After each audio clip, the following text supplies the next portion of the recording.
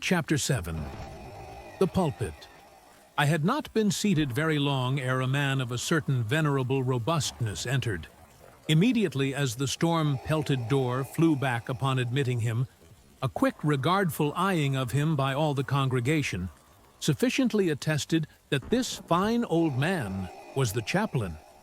Yes, it was the famous Father Mapple, so called by the whalemen, among whom he was a very great favorite. He had been a sailor and a harpooner in his youth, but for many years past had dedicated his life to the ministry.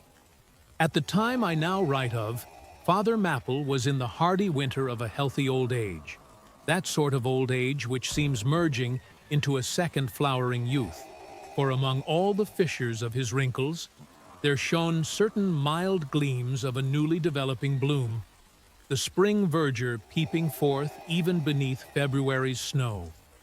No one having previously heard his history could for the first time behold Father Mapple without the utmost interest, because there were certain engrafted clerical peculiarities about him imputable to that adventurous maritime life he had led.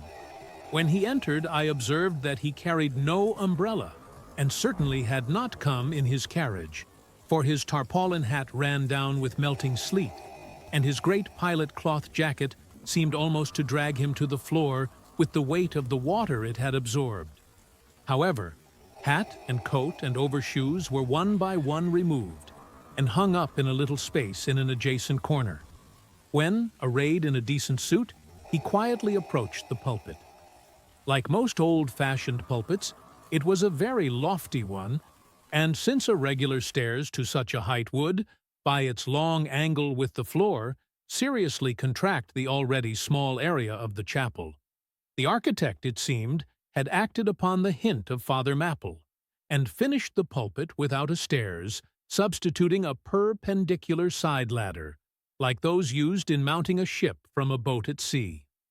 The wife of a whaling captain had provided the chapel with a handsome pair of red worsted man-ropes for this ladder, which, being itself nicely headed, and stained with a mahogany color, the whole contrivance, considering what manner of chapel it was, seemed by no means in bad taste.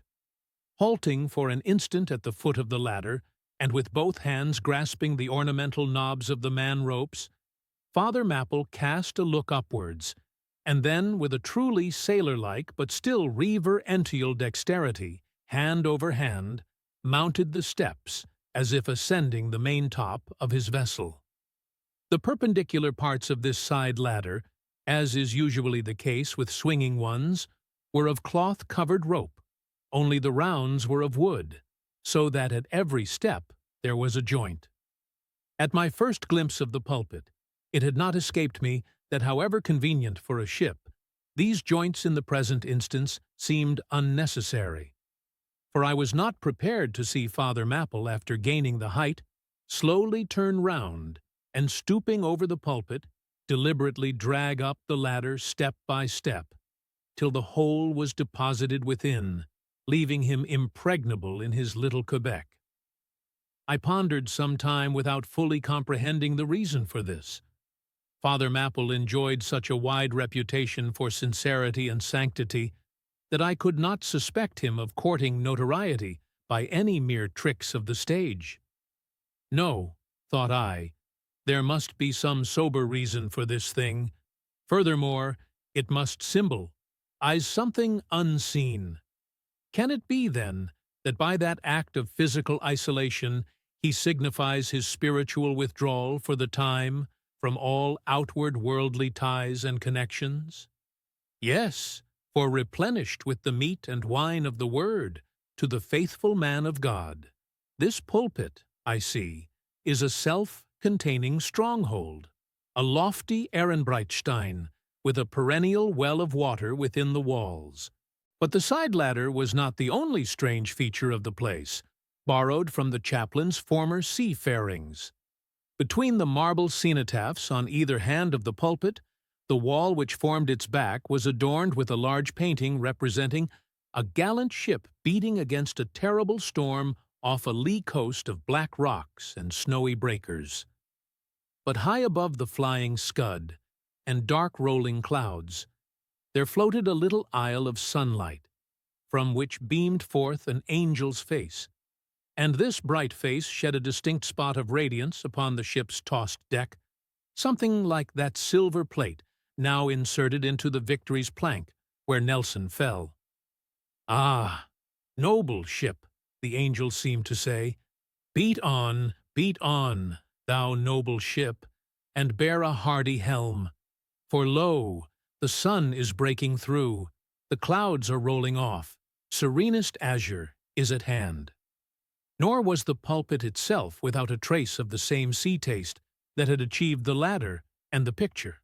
Its paneled front was in the likeness of a ship's bluff bows, and the Holy Bible rested on the progying piece of scroll-work, fashioned after a ship's fiddle-headed beak.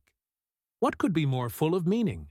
For the pulpit is ever this earth's fore, most part, all the rest comes in its rear.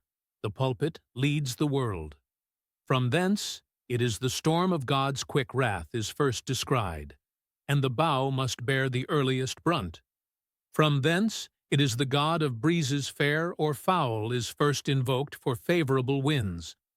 Yes, the world's a ship on its passage out, and not a voyage complete, and the pulpit is its prow.